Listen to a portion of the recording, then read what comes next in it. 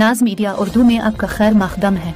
इस वीडियो को पेश करने में ताउन किया है यूनाइटेड हॉस्पिटल सपना मल्टीप्लेक्स के करीब गंपा रोड बेदर, healing tree hospital, multi super speciality बेदर, अहमद टूरिस्ट एंड ट्रैवल्स हज और उम्रा सर्विसेज। आपकी खिदमत हमारे नजर में किसी इबादत से कम नहीं, आपका एतमाद ही हमारी कामयाबी है।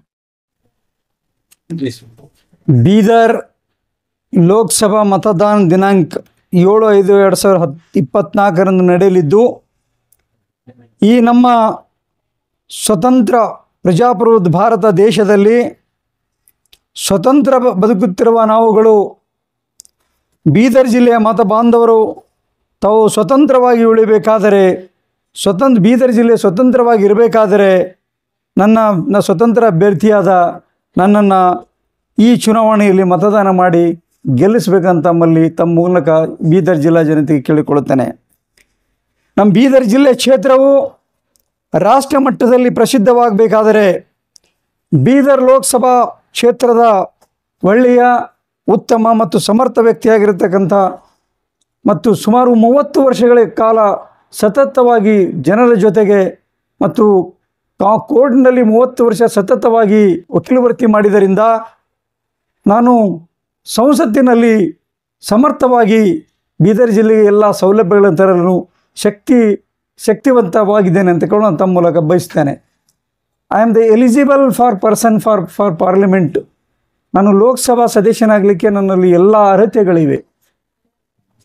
ಆದ್ದರಿಂದ ये जो सारे बीदर लोगों को मैं अपील करता आपकी तरफ से, I am working as a advocate 30 years and along with social, religious and economics, all the सारे लोगों के साथ मैं अच्छा काम करे सो है. सारे धर्म लोग, एक ही धर्म के नहीं, सारे बीदर जिले के सारे लोग जो जनसंख्या है, सारे धर्म के सारे मिलके इस चुनाव के अगर मेरे को जिताए तो ये जो बीदर इंडिया में फेमस हो सकता है.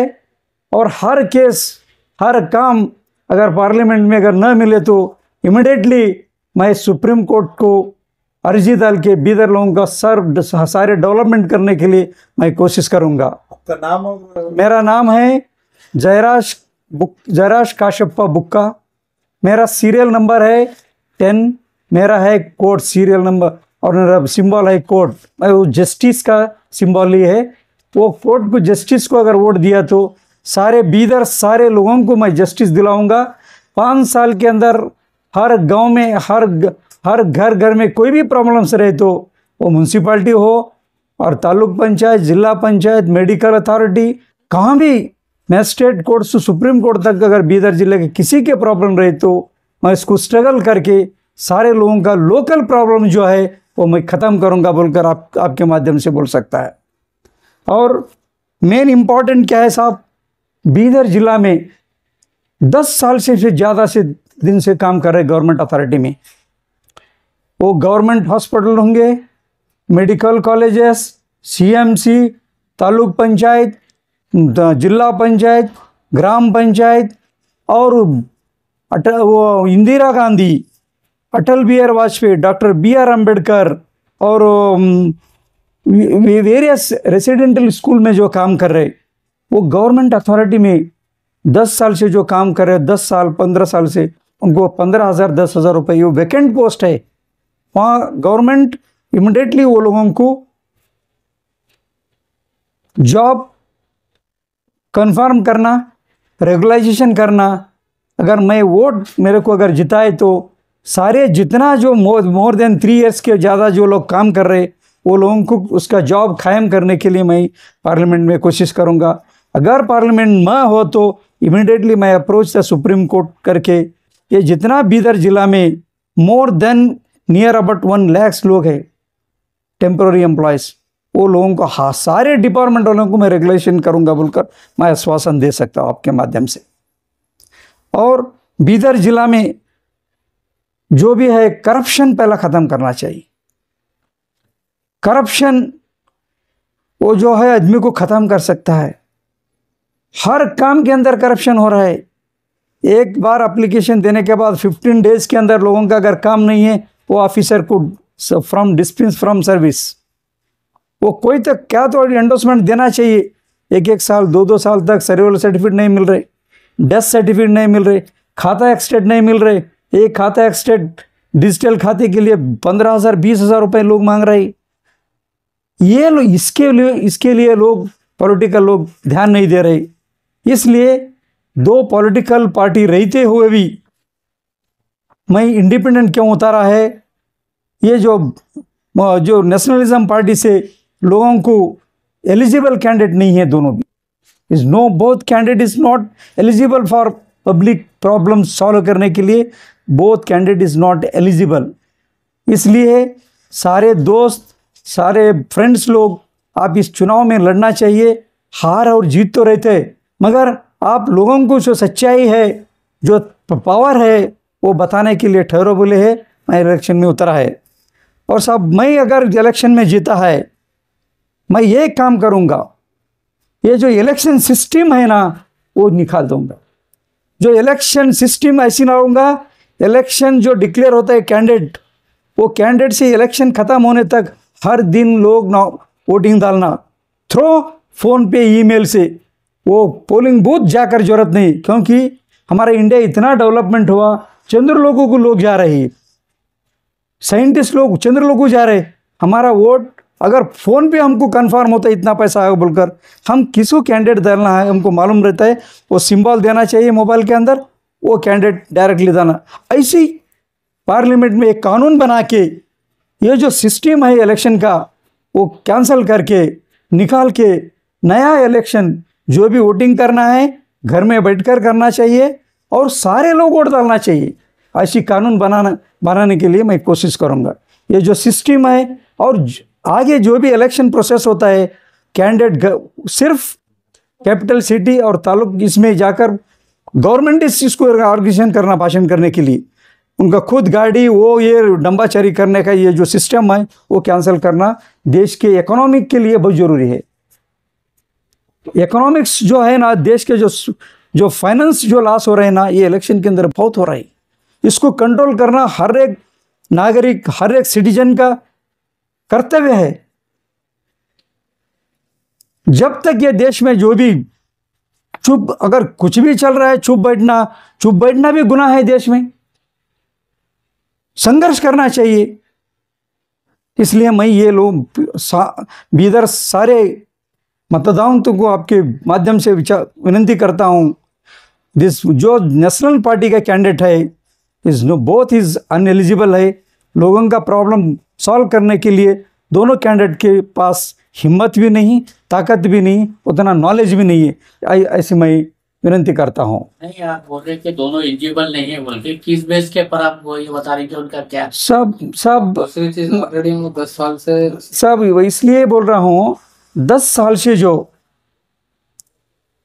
खोबा साहब है वो पब्लिक के साथ, पब्लिक के जो बीदर जिला के समस्या है लोगों का हर दिन का, वो किसी को आने नहीं दिए घर को और काम करने के लिए उसको मौका नहीं दिया। उसका जो प्रॉब्लम है वो सुनने के लिए तैयार नहीं है, इसलिए वो पब्लिक के काम करने के लिए एलिजिबल नहीं है। और ऑलरेडी जो अभी एक कैंडिडेट है उसका पिताजी फॉरेस्ट मिनिस्टर है, उसका अंकल डिस्ट्रिक्ट मिनिस्टर है, अभी एक महात्मा गांधी उनके हाथ में सारे एजुकेशन सोसाइटी है, और अभी एक उनके घर में रहना भी उतना अच्छा नहीं लगता है। और वो बता रहे थे ना कि उनके ऊपर नोटिस इशू हुआ, वो जब तक नोटिस क्लियर नहीं होता उनको इलेक्शन ये नहीं कर सकते, अमाउंट भरने तक बोलते। हाँ नहीं साहब, वो जो नॉमिनेशन पेपर ऑब्जेक्शन तारीख था 22 तारीख के अंदर, ये जो कांग्रेस के कैंडिडेट के जो एडवोकेट ने ऑब्जेक्शन डाला है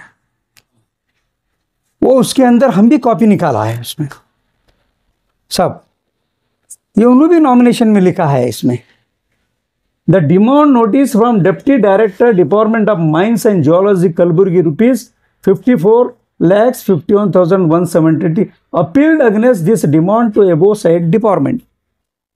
वो कौन सा अपीलेट कोर्ट नाम नहीं है, वो अपील का नंबर नहीं है इसके अंदर, और कितना अमाउंट के, कितना प्रिंसिपल अमाउंट के लिए इतना अमाउंट भरना है बोलकर नहीं, वो डिमांड नोटिस इसके साथ नहीं लगा है। वो रियल फैक्ट सप्रेस करे इलेक्शन कमीशन के सामने। अगर इलेक्शन कमीशन के सामने कोई भी अगर रियल फैक्ट सप्रेस करता है, इसमें ये नॉमिनेशन के अंदर ही एक कॉलम दिए है, ये कॉलम दिए है, वो कॉलम के अंदर ऐसी है, sir if his candidate is real fact is suppress,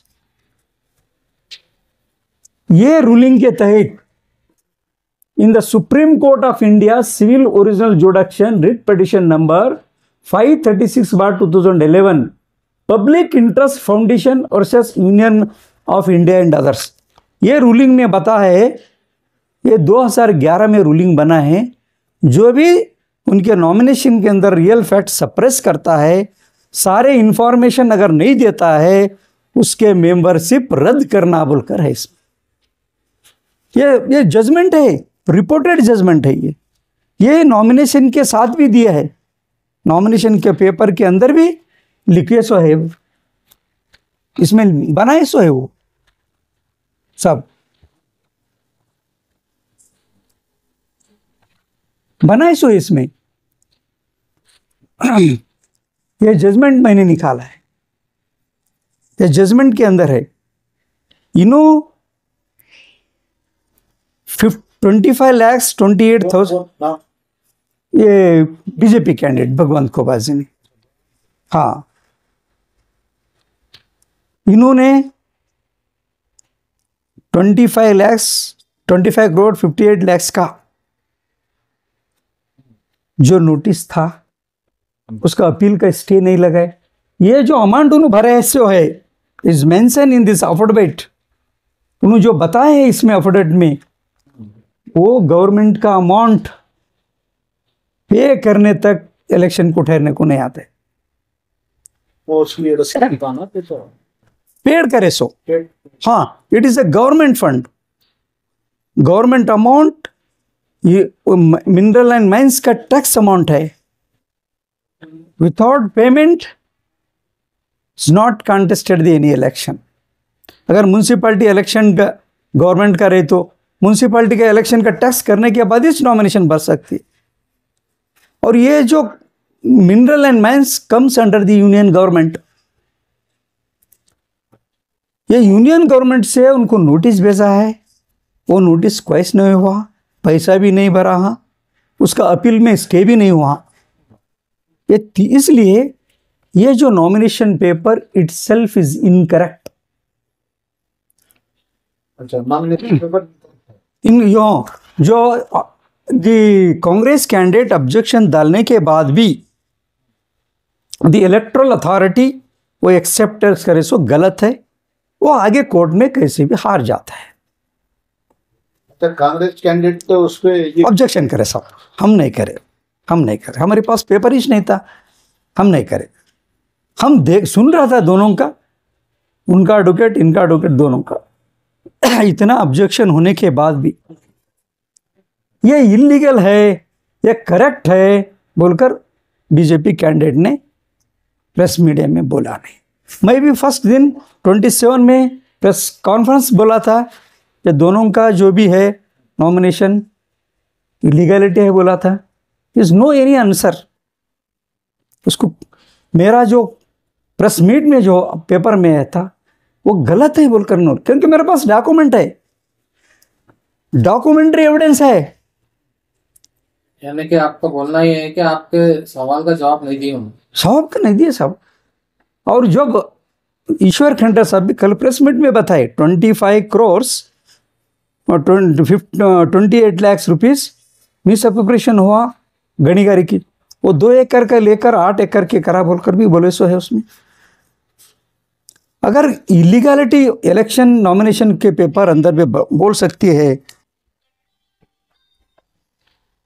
उनका नॉमिनेशन कोर्ट में डेफिनेटली उसका मेंबरशिप कैंसिल होता है इफ इज इलेक्टेड, क्योंकि हम डॉक्यूमेंट्री एविडेंस है ये। हम तो ऑब्जेक्शन नहीं करे, दोनों नेशनल पार्टी वाले इनके ऊपर उनके ऊपर ये करे सो है, ये तो रिकॉर्ड बना है, वो लाइव था डिप्टी कमिश्नर ऑफिस में। सर ये 54,51,000 जो रुपीस है उन्होंने बताया है, कौन बताएंगे? खोबा साहब ने इसको नॉमिनेशन के अंदर गवर्नमेंट ड्यू देने का है बोलकर, देखो साहब ये कॉलम 10 में 1 क्या है, गवर्नमेंट ड्यूज बोलकर है। विदाउट गवर्नमेंट ड्यू पेड करने तक और उसके जो अपील का जो नोटिस के स्टे होने तक वो आदमी नॉमिनेशन नहीं कर सकता है, वो नॉमिनेशन पेपर इनकरेक्ट हो सकता है। इंडियन एज पर दी रिप्रेजेंटेटिव पीपुल्स एक्ट 1951 के तहत, जनप्रतिनिधि कायदे है ना, उसके तहत उसमें लिखा है अगेंस्ट दिस डिमांड एबो सेड डिपार्टमेंट, वो अपील दिया है, वो कोर्ट के नाम नहीं है, उसका नंबर नहीं है, ये क्यों छुपा, क्यों नहीं दी?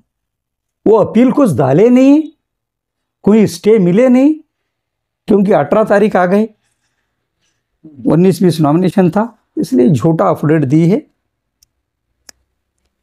भगवान खोबा झूठा अफिडेविट, हाँ उन्होंने लिखा है उसका ड्यू हम अपील करें बोलकर, अपील के नंबर भी नहीं डाले हैं, वो भी नहीं करे।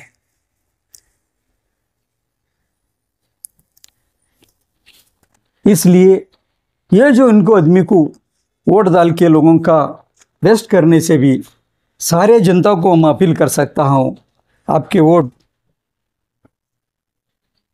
इंडिपेंडेंट कैंडिडेट में हूँ और 32-34 इयर्स वही पार्टी में काम करे सो है, इसलिए सारे लोग वही वोट हमको ट्रांसफर करे तो बीदर जिले लोगों को जस्टिस मिलता है। कितना नंबर साहब आपका? सीरियल नंबर 10 है साहब, और कोर्ट है मेरा सिंह।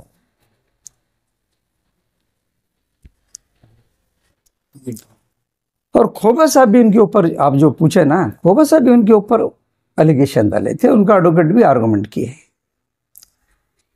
ऐसे क्यों हो रहा है बोले तो, बीदर जो गणेश मैदान में जो स्टार्ट हुआ नॉमिनेशन पेपर, वही पेंडल, वही स्टेज, वही चेयर, एक वो जो क्या मैरिज का जो बेडरूम बनता है ना, मधीमगा, हमारा कन्नड़ा में मधीमगा बोलते हैं, वही टेंपल के अंदर वही जो स्ट्रक्चर था, वो बीजेपी कैंडिडेट भी वही हो गए।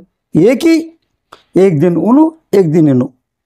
वो पीछे परमात्मा के बेटे गणपति बैठा है, उसका जो लोगों का उरुणगी मेरुणगी जो चलते रहते ना, वो देखा, इसलिए इनका ऑब्जेक्शन उन्होंने कर रहे, उनका ऑब्जेक्शन इन्होंने कर रहे, क्योंकि एक ही अंदर एक ही मंडप में दो आदमी फॉर्मेशन नहीं हो सकता है, वो गलत हो गए उधर मेरा हिसाब से। कांग्रेस के ये तो बीजेपी उम्मीदवार हो गए भगवंत खोबा का, दोनों भी नॉमिनेशन एक ही मंडप में बनाए, कांग्रेस गणेश मैदान में एक दिन उन्होंने बनाए, एक वही पेंडल। कांग्रेस का नॉमिनेशन कैंसिल होने का रीजन क्या है? हम नहीं, वो भगवंत खोबा का तो ये एलिगेशन है, उनका अमाउंट नहीं भरे उसके लिए ना, उनका वो कैंसिल हो सकता है। हाँ, फिर कांग्रेस पार्टी का जो कैंडिडेट है उनका भी एलिजिबल नहीं है बोल रहे हैं आप, तो नहीं, हम बोले नहीं, भगवंत खोबा के एडवोकेट ऑब्जेक्शन डाला है, is not all India exam में पास नहीं हो बोलकर उन्होंने ऑब्जेक्शन डाले हैं। वो प्रेस में भी आ गए, उनका एडवोकेट गुलबर्ग ऐसा था, वो ऑब्जेक्शन डाले। इंडियन बार काउंसिल का एग्जाम पास होने के बाद ही उसको एडवोकेट्स कहता है। एज एडवोकेट आप भी एक एडवोकेट हैं, तो आपका क्या बोल सकते हैं कि ये एलिजिबल है या नहीं? देखो साहब, फर्स्ट नो रजिस्ट्रेशन करे है, 10804 उसका रजिस्ट्रेशन नंबर है, 804 है साहब, नहीं 804 है साहब, 2022। हाँ सब 804 2022 में है, 804/2022 और 25/2/2022 में उसका एनरोलमेंट हुआ है, LLB पास हुआ है, और उसका एज 29/12/1997 है, 25 साल कंप्लीट भी हुआ है। और इसमें लिखता है ऑल इंडिया एग्जाम पास नहीं बोलकर वो दिन स्टेटस ने उनका डॉक्यूमेंट बताए। वो डेट के अंदर जो नॉमिनेशन वो नेट में आया सो था ना, वो उन्होंने डॉक्यूमेंट डाले सो है, हम तो डाले नहीं हो। अभी एक गोपाल बोलकर उन्होंने भी ऑब्जेक्शन करे सो था, और वो इनकम से, एग्रीकल्चर इनकम से 13 करोड़ 12 लाख रुपीज़ मैं अर्न करे बोलकर उनका अफिडेविट में डाले सो, उन्होंने ऑब्जेक्शन करे, उसमें हम ऑब्जेक्शन नहीं करे सो नहीं। भगवंत कोबा के एडवोकेट करे सो है वो, आप उनको पूछना चाहिए। हमको, हम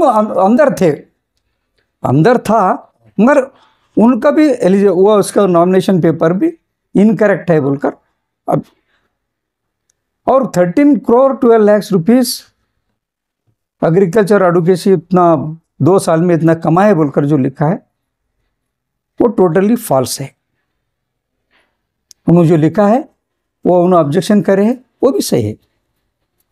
और मेन इंपॉर्टेंट सब, मैं एक शिवैया स्वामी बोलकर था बीदर के साहब, वो दिशा कमेटी है, central government, state government and central government की कमेटी है दिशा कमेटी। बसवराज बोम्मई सरकार में वो लोग मीटिंग करके कर्नाटक में जो 500 करोड़ रुपए था उन्होंने रिलीज नहीं कर रहा था। इनके तरफ से हम गुलबर्गा हाईकोर्ट में रिट डाल के ऑर्डर डायरेक्शन भेजे, वो डायरेक्शन को भी अमाउंट रिलीज नहीं करे। बाद में हम कंटेम्प्ट ऑफ कोर्ट डाले, वो तीनों प्रिंसिपल सेक्रेटरी को, फाइनेंस, चीफ मिनिस्टर, सेक्रेटरी, तीनों मिनिस्टर को, प्रिंसिपल सेक्रेटरी को वारंट गए कंटेम्प्ट ऑफ कोर्ट में। बाद में अभी 2 दिन थे, special meeting CM Basavaraj Bommai के इसमें मीटिंग करके 450 करोड़ रुपीस रिलीज करे दिशा कमेटी से, दिशा। और केंद्र और स्टेट में जो भी अमाउंट रहता है, और मैं 5 इयर्स एक पीरियड मैं भी गवर्नमेंट ऑफ इंडिया का डिप्टी सॉलिसिटर बोलकर काम किए हैं। केंद्र सरकार में कितना डिपार्टमेंट में क्या क्या एक्ट है वो हम पढ़े सो है। इसलिए बीदर जिले के हर डिपार्टमेंट के सारे जो सोर्स ऑफ इनकम, जो बेनिफिट्स रहता है, वो बीदर लाने के लिए कोशिश करता। इफ लोग is permitted to for elected, मेरे को इलेक्ट करे सो मैं वो कर सकता है। और इम्पोर्टेंट क्या है साहब, ये जो फैक्ट्री वाले हैं, शुगर फैक्ट्री, जो एग्रीकल्चर लोग गन्ने को फिक्स करना चाहिए, उनका घर तक 3500 देने के बाद ही उसका गन्ना काटने का परमिशन, क्योंकि उसका फर्टिलाइजर, लेबर चार्जेस वो सारे मिले तो बचना बहुत मुश्किल है। ये लोग 28 देते हैं, 24 देते हैं, 1-1 साल तक पैसा नहीं देते, उतना तकलीफ दे रहे हैं। 4-5 लोग जो बैठे सोए फैक्ट्री में, वो एग्रीकल्चर जो शुगर कैन ग्रोइंग जो करते हैं ना, वो लोगों को बहुत तकलीफ दे रहे हैं। मैं डायरेक्ट कटिंग कर छोड़ के 3500 देने के बाद ही वो शुगर कट, वो जो इंतजाम जो सेंट्रल गवर्नमेंट की तरफ से मैं कर सकता हूँ। और जो ये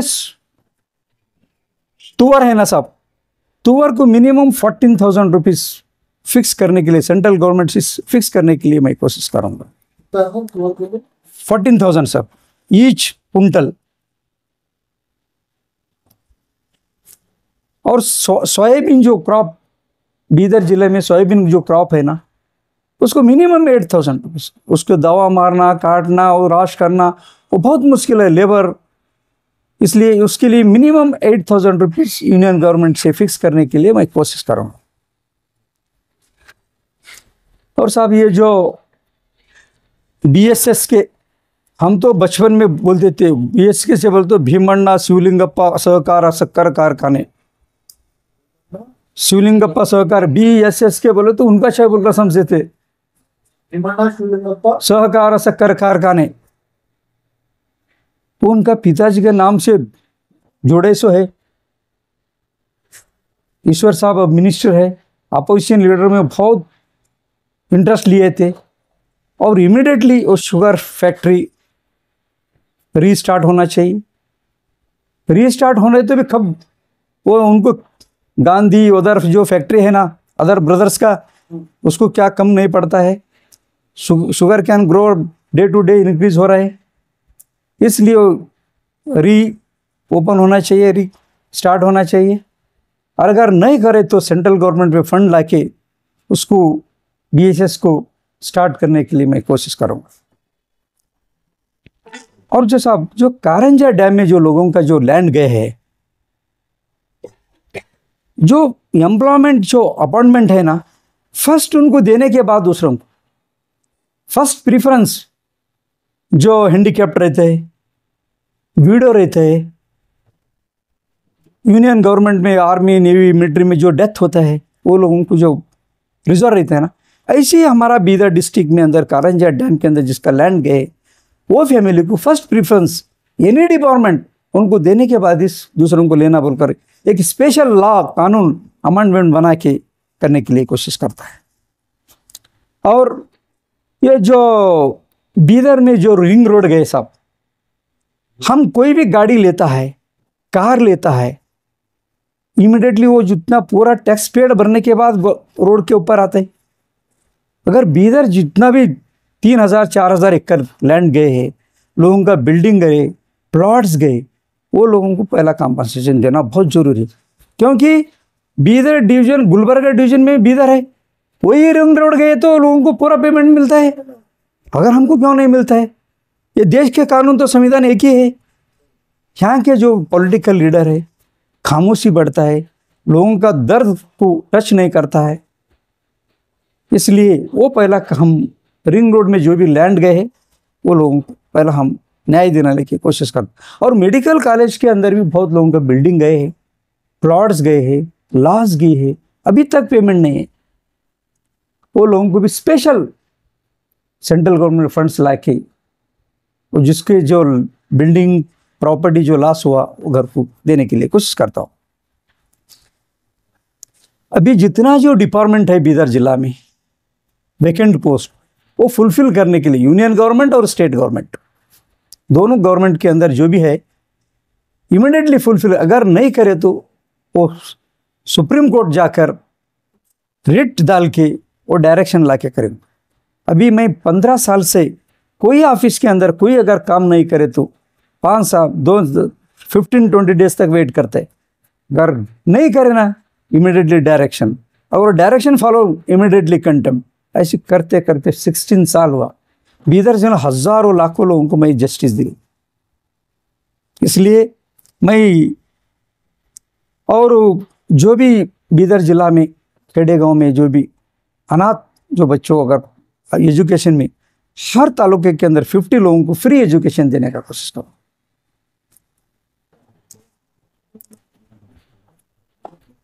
और स्पेशली एडवोकेट्स कोटा में जो भी एडवोकेट गुजर जाता है वो फैमिली को कोई पेंशन वो नहीं रहते। हमको दिन भर जीवन भर हम फाइट करते रहते कोर्ट में। अगर हम इलेक्टेड हुआ तो यूनियन गवर्नमेंट में लोकसभा में एक कानून बना के जो भी एडवोकेट वो फैमिली को मिनिमम 50 लाख रुपीस देने के लिए कोशिश करो।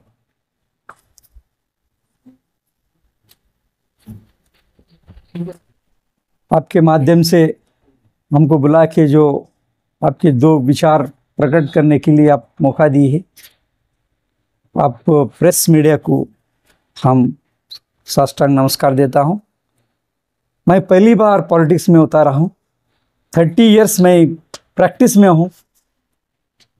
मैं सोचा हूं कुछ तो कुछ पब्लिक के अंदर जागृत करने के लिए मेरा विचार रखेंगे। लोग सिर्फ नेशनलिज्म पार्टी को डिफरेंस दे रहे, ऐसे नेशनलिज्म पार्टी को विन करे तो कोई भी पर्सन आगे आके इलेक्शन नहीं लड़ सकता हूं। मैं हिम्मत करके, हिम्मत खुदा हिम्मत मदा जो बोलता है, अगर खुदा मेरा पास रास रहे तो इस इलेक्शन के अंदर उसके पैसा वो जो भी करप्शन साहब, वो करप्शन के पैसा 500 रुपये साल को कितना गिरता है साहब? 100 रुपये। दिन को कितना? 12.5 पैसा गिरता है। लिखो तुम, हर दिन 12.5 पैसा करके वो 505 एक साल 5 साल की जो अनएलिजिबल कैंडिडेट को मत दे दो, फ्री दे दो कि एक साल को 100 रुपये। गुटखा वो ये सो खा के ये करता है लोग। इसलिए थिंक करके ये 3 कैंडिडेट में है who are eligible, who are fit for candidate, parliament के अंदर बीदर जिला के नाम जो करता है, किसके पास हिम्मत है, हर केस के अंदर हम इतना दिन बड़े बड़े केस लड़के हमको मालूम है, इसलिए एक मौका दिए तो बीदर के जो स्ट्रक्चर है और इंडिया के अंदर बीदर के नाम ऊपर रहेंगे, और कर्नाटक के अंदर बीदर जैसे है ना, पार्लियामेंट में भी यही नाम करेंगे बोलकर मैं विनंती करता हूँ।